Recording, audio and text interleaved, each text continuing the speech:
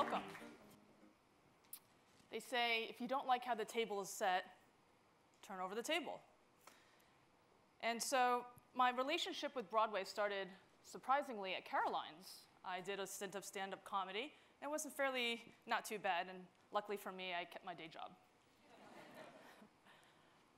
Within this 2-block radius of where I have built a lot of activity, we've also gathered a number of women, and last summer we held the first Women Leadership Summit right in the middle of Times Square, empowering women primarily around leadership. And as Jim has said, I am the founder of a tech incubator located in Broadway that is trying to change the way entrepreneurship is done via a new platform that helps create companies in a very different way. In essence, we're trying to reverse engineer companies. And that's because I just didn't like the way the table was set. Which brings me here, off Broadway. So today I want to talk to you a little bit about entrepreneurship. It's a very vague French word, and in the scheme of things for technology, it's a bunch of 20-year-olds who are doing magical things on the internet, right? But I like to think about it from a different perspective. I think that technology and Broadway were very much alike. It's about passion and creativity, wonder and possibilities, thinking outside of the box, about collaboration, and consists of leaders and salespeople, builders and creative folks, hustlers, hackers, and designers coming together to build something very new. And so we're very much alike. It's not all magic and kisses, getting a movie made about your company, or billion-dollar exits by 20-year-old millionaires with an app. It turns out 80% of these companies fail. They run out of money because they don't have customers. And despite the IPOs and successes, the method is not working for the masses. And so does it have to be like this? Can we do something different about it? So building a company is actually quite hard. It's not something you just wake up and do tomorrow. There's products that need to be built, teams to be formed, sales and marketing, operations, getting customers, and you have to find investors to support you along this journey. And in doing this, there's quite a bit of work in a day. Some of these folks work 20, 24 hours even. And there's only 3 people, usually, in a garage, in a dorm room, and with all this work. So if you always do what you always did, then you always get what you always got, Einstein. So we changed it up by starting with the customer, agreeing to buy a product. We then build a founding team around that, who then builds the product. The completion triggers customers, revenues, investors, which then brings on the sales and marketing team and a full-on operational staff. Just rearrange the puzzle pieces to make it a little bit easier and brought on a lot more people to help. And in doing so, we believe we can actually make the process more successful. And it turns out, every year in the US, there's a lot of companies being sold, 2,300. That's a lot of millionaires being made.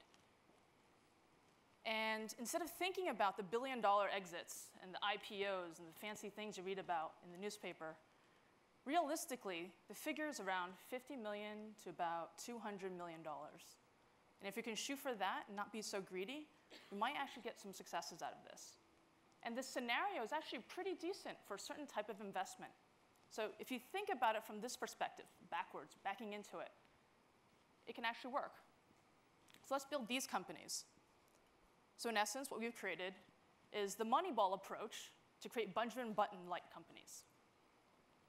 And it turns out they're B2B companies, companies and products that larger enterprises tend to buy. OK, so let's do that. And let's create things that they want to pay for. Not just that they want, that they want to pay for, and that the entire market actually wants to pay for. Let's do our homework on that. So the things that we're building, what they want right now, predicts what people write, predicts consumer interests, predicts news correlation. We work with industries and corporations to analyze lots of information to help make decisions, to predict. Alan Kay says, the best way to predict the future is to invent it. And the ability to create, to innovate for corporations is very needed even more so now. As markets are changing so fast, we're at a time where agility is terribly important. And this is what we've done. We've brought together a collaborative approach to building companies, bring synergies by creating value, competitive advantage, revenue for corporations, tackling the startup hurdles for founders, and creating a de-risked value proposition for investors. One of last year's speakers that was on the stage from the Wall Street Journal says 75% of Broadway shows lose money. So I ask, is there another approach to doing it for Broadway as well?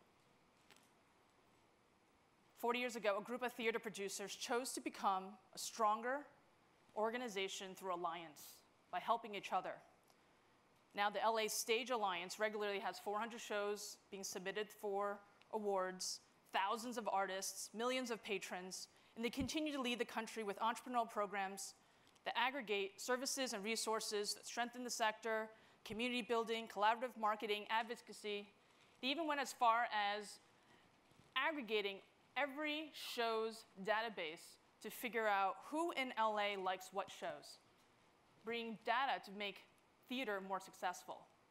And by doing so, they've been able to penetrate 41% of LA County. Pretty amazing to create a series of successes by just working together and sharing resources and eliminating waste.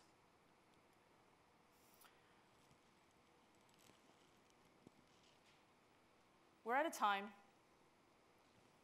when there's innovation through leaps and innovation through pivots.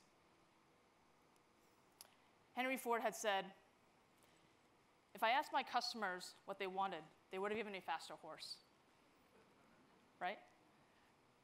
So he made a leap in transportation by creating the car.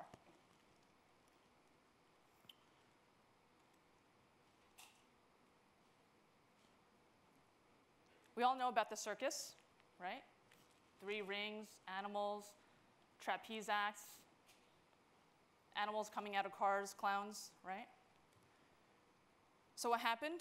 Cirque du Soleil, who saw something a little differently and reinvented circus, bringing about the most successful circus in history. It went from 20 street performers to 5,000 employees in 50 countries for 1 million spectators. They have ongoing strategic alliances with Disney, working with Madonna to create the Super Bowl show, collaborated with James Cameron on a movie about circuses. They work with 17 universities, technology and arts department to make their shows even more innovative and incorporate their ideas into the show. This is a different approach to circus with a slight little pivot. And we know times are changing on Broadway as well. Theater has a lot of opportunity to do that. It's about storytelling. And why people love theater, it's about seeing people. Seeing something live that is completely different from the experience on film and is not digital at all. So how can theater tell the story differently when human behavior is changing faster than we can actually keep up with all our devices? What are the ways can theater be thinking to collaborate with other industries and among itself, actually? To use technology to bring theater to different people? How does theater fit among the digital space? Is it a marketing opportunity or just another screen? And so the basic need to connect around stories is still there. As Warhol has said, they always say that time changes things, but you actually have to change them yourself. Thank you.